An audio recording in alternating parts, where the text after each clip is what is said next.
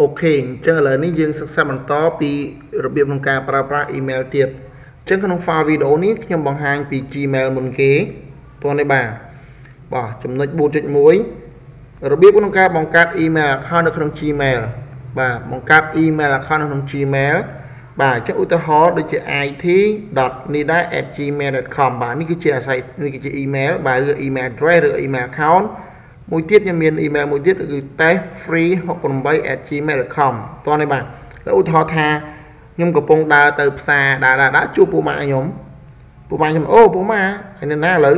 អូយបើថាយើងវាបែកគ្នាយូរដែរពូម៉ាក់យើងទៅមកពីអាមេរិកឬទៅមកពីណាពីណីចឹងទៅតោះនេះបាទឬពូម៉ាក់យើងធ្វើការនៅកន្លែងផ្សេងអញ្ចឹងយើងបែកគ្នាយូរហើយអញ្ចឹងយើងអាចថាអូពូម៉ាក់ឥឡូវយើងចង់តាក់ទងគ្នាមិនណែយកលេខទូរស័ព្ទបាទយើងតាមលេខទូរស័ព្ទឬមួយតាមរយៈ email តោះនេះបាទអញ្ចឹងពូម៉ាក់ email អីគេអញ្ចឹងកន្លែងនេះខ្ញុំឧទាហរណ៍អញ្ចឹងពូម៉ាក់ខ្ញុំប្រាប់ថាណែ email ខ្ញុំឈ្មោះនេះឈ្មោះថា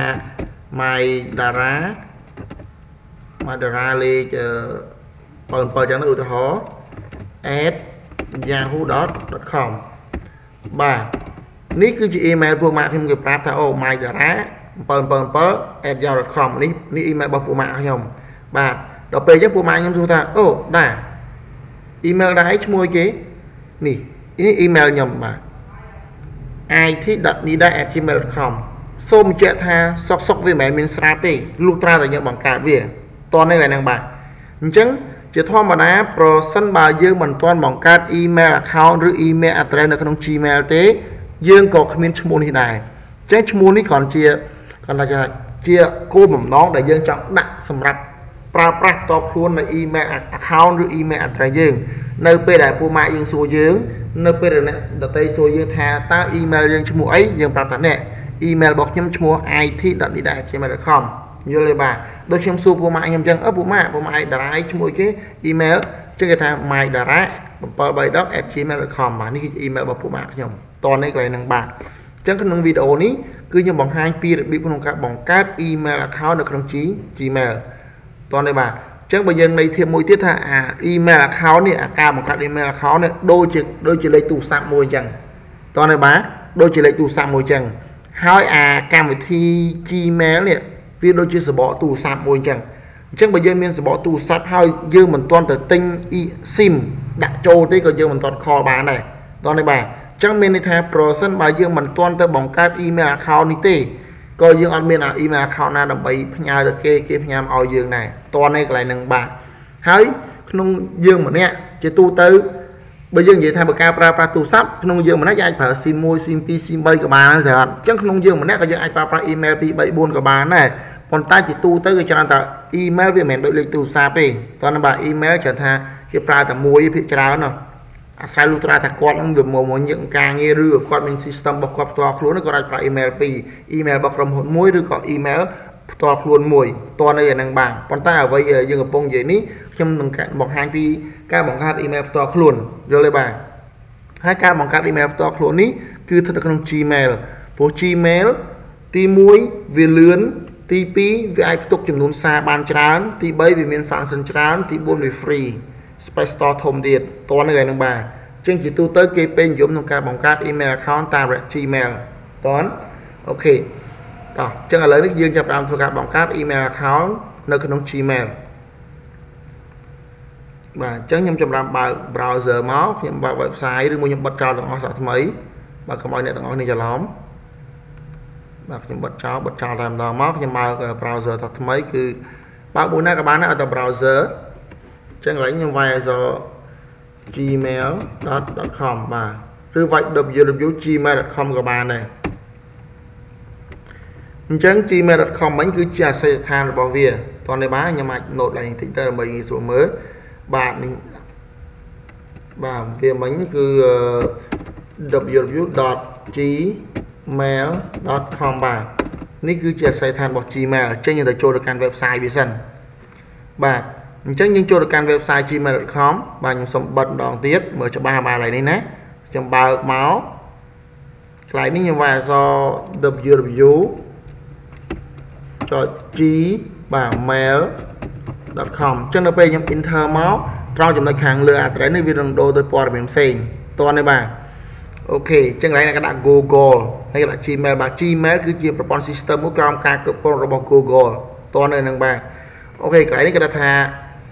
new to Gmail ឬ create an account យើងនឹងធ្វើការបង្កើតនៅ account ថ្មីយើងនឹងធ្វើការបង្កើតនៅ email account ថ្មីឬក៏ email address ថ្មីតនេះបាទឬមួយយើងចុចនៅត្រង់ចំណុចកន្លែងនេះក៏បានដែរដល់នៅក្នុងប្រអប់កន្លែងនេះដាក់ sign in គឺជាកន្លែងដែលយើងធ្វើការ log in ជាកន្លែងដែលយើងផ្ញើ email ទៅគេជាកន្លែងដែលយើង check មើល email តនេះបាទប៉ុន្តែក្នុង file video នេះគឺខ្ញុំបង្ហាញពីរបៀបក្នុងការបង្កើត email មានន័យថាខ្ញុំអត់ទាន់មាន email ខ្លួនឯងទេយល់ទេបាទអូខេអញ្ចឹងខ្ញុំចាប់បានចុចលើចំណុចក្រហមនេះដែលថា create an account ខ្ញុំចុចលើវាមួយមកបាទពេលនោះវាចាប់បានឲ្យយើងបំពេញនៅព័ត៌មានដូចតទៅនេះហ្នឹងបាទអូខេអញ្ចឹងកន្លែងគេដាក់ first name and last name អញ្ចឹងជាបើសម្រាប់ស្រុកខ្មែរយើងច្រើនតកូលឲ្យឈ្មោះបើជនជាតិបរទេសគេដាក់ឈ្មោះឲ្យបានតកូលយល់ហ្នឹងបាទអូខេអញ្ចឹងឥឡូវនេះ first name ខ្ញុំដាក់ឲ្យគេ free ហេងបាទតកូលខ្ញុំហេងបាទខ្ញុំដាក់ឲ្យគេ free 68បាទហេង free 68បាទឈ្មោះ free 68បាទអញ្ចឹងឈ្មោះខាងលើនេះដាក់ទៅទៅចិត្តអត់អីទេយល់ទេបាទតែនិយាយទូទៅច្រើនដាក់ឈ្មោះយើងសំខាន់កន្លែងនេះបាទ choose your username បាទ choose your username កន្លែងនេះគឺជាកន្លែង email របស់យើងហើយបាទកន្លែងឈ្មោះ email របស់យើងហើយបាទនេះកន្លែងដែលយើងចង់ដាក់នេះដូចជា it.nida@gmail.com ឬក៏ mydara7.yahoo.com ប៉ុន្តែសូមបញ្ជាក់ថាយើងកំពុងតែបង្កើតនៅក្នុងអីគេនៅក្នុង website របស់ Gmail បាទ website របស់ Gmail អញ្ចឹងកន្លែងនេះយើងមិនអាចវាយ @yahoo @hotmail @everyday បានទេគឺវាក៏ទៅ default គឺ gmail.com ហើយតោះនេះកន្លែងហ្នឹងបាទសំខាន់គឺយើងផ្ដោតទៅលើឈ្មោះอยู่ខាងមុខទេប៉ុន្តែយល់ទេបាទឧទាហរណ៍ថា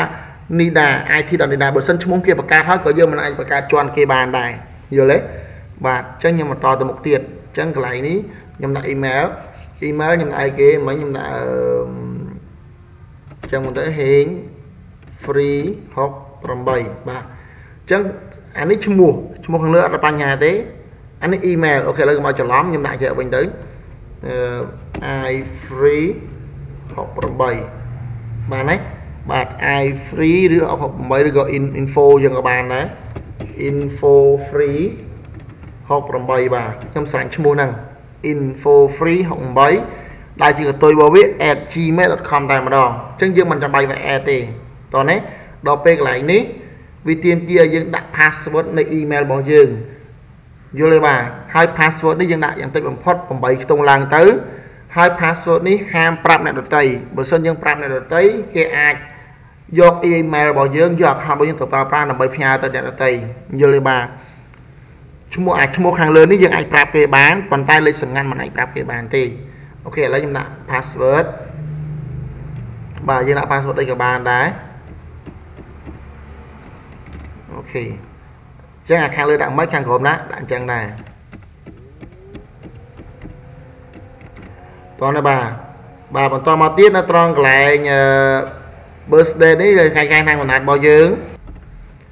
បាទអញ្ចឹងខែនៅយើងកាត់ខែប៉ុន្មានអូខេខ្ញុំកាត់10មិនដឹងទេថ្ងៃទី10 1980បាទហើយនេះប្រភេទស្រីប្រុសណែបាទអញ្ចឹងប្រុសបើយើងស្រីយើងស្រីទៅហើយនេះលេខទូរស័ព្ទបាទលេខទូរស័ព្ទរបស់យើងអូខេអញ្ចឹងខ្ញុំដាក់លេខទូរស័ព្ទយើងមិនចាំបាច់វាយ0បានយើងវាយ0ក៏បាន0.012 300 910បាទបូក885វាជាលេខកូដប្រទេសរបស់យើងហើយកន្លែងគេដាក់ your current email address អ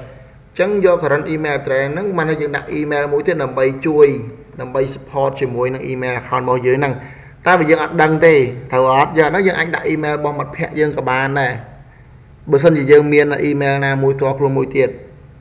ចឹងតែពិតកន្លែងនេះដាក់ email ទៅតែសូមបញ្ជាក់ថានៅត្រង់ចំណុចកន្លែងនេះមិនមែនជា email របស់យើងទេឈ្មោះយើង email យើងខាងលើនេះតោះណា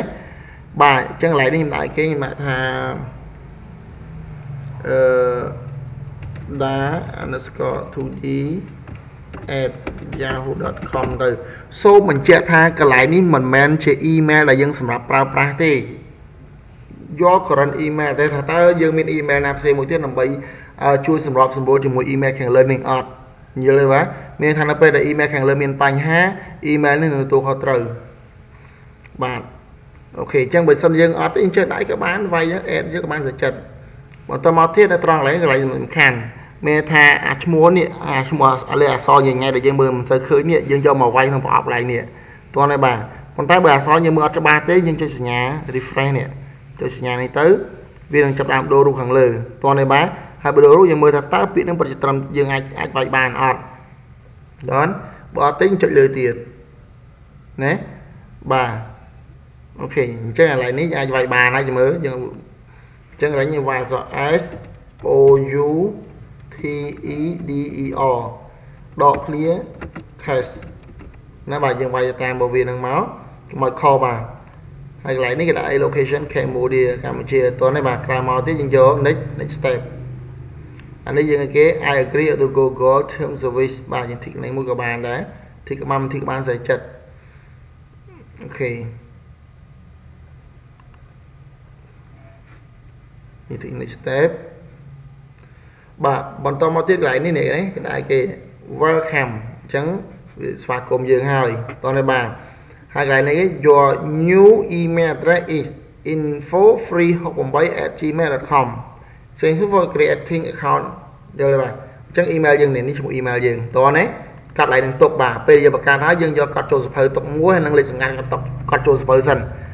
តោះអូខេឥឡូវខ្ញុំកត់ចូលមួយកុំឲ្យភ្លេចអញ្ចឹង email ខ្ញុំ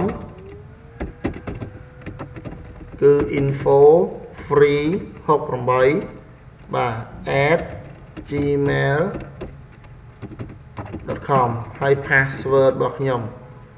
តោះនេះបាទអញ្ចឹង password របស់ខ្ញុំដឹងហើយខ្ញុំមិនចាំបាច់វាយទេខ្ញុំសន្មតថាជាផ្កាយអញ្ចឹងទៅមកយើងដាក់ password នឹងដឹងហើយតោះនេះបាទបើឈ្មោះយើងកាត់ទុកទៅក្រោយមកទៀតយើងចាប់ផ្ដើមចុចលើពាក្យ continue to gmail បាទចាប់ផ្ដើមចុចលើ continue to gmail នៅវាចាប់ផ្ដើមដំណើរការ